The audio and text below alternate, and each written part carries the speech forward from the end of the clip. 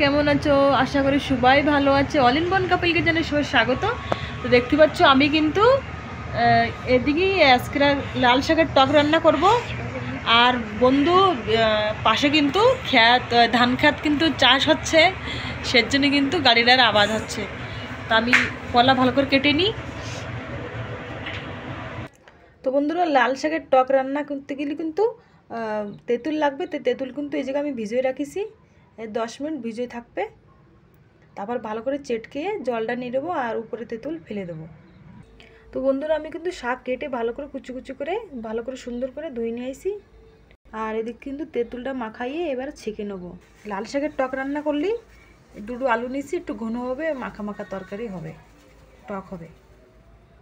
তো বন্ধুরা, কড়াইতে তেল কিন্তু গরম হয়েছে, আমি দিয়ে দিচ্ছি সাদা লাই আর কালো লাই।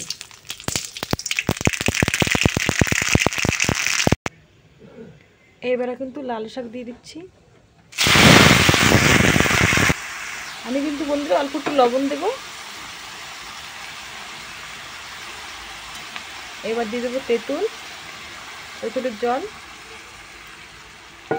আর দিয়ে দেবো সে আলুটা আমি ভালো করে মাখায় রাখিছিলাম, সে আলুটা দিয়ে দেবো,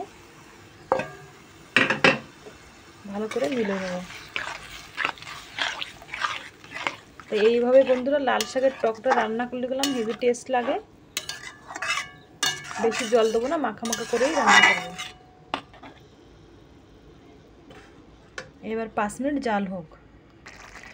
তো বন্ধুরা, লাল শাকের টক কিন্তু একদম রেডি। এবার তাড়কা লাগাবো শুকনো ঝালের, কেন কি এতে মিষ্টি দিলেই ভালো লাগবে না, শাক পাতা মিষ্টি দিলে বন্ধুরা ভালো লাগে না। এবার আমি শুকনো ঝালের তাড়কা লাগাবো। আমি কিন্তু এই যে ঝাল কিন্তু ভেজে নিচ্ছি ভালো করে, লাল লাল করে। ঝালটা কিন্তু ভাজা হয়ে গেছে, এবার দিয়ে দেবো আমি লাল শাকের উপরে। এবার দিয়ে দিচ্ছি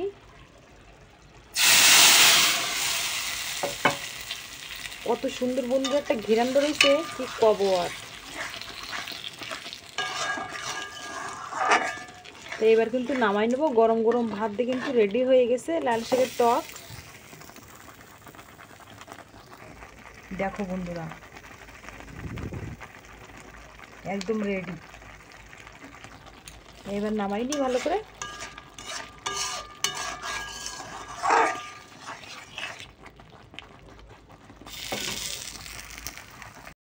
তো বন্ধুরা, আমি কিন্তু প্লেটে নামাই নিছি। এবার গরম গরম ভাত দিয়ে কিন্তু একদম রেডি খাবার জন্য। তো আজকের ব্লগ কিন্তু এই জায়গায় সমাপ্ত করছি। দেখা হবে ফিরে ব্লগে। ভালো থাকো, সুস্থ থাকো, টাটা, বাই বাই।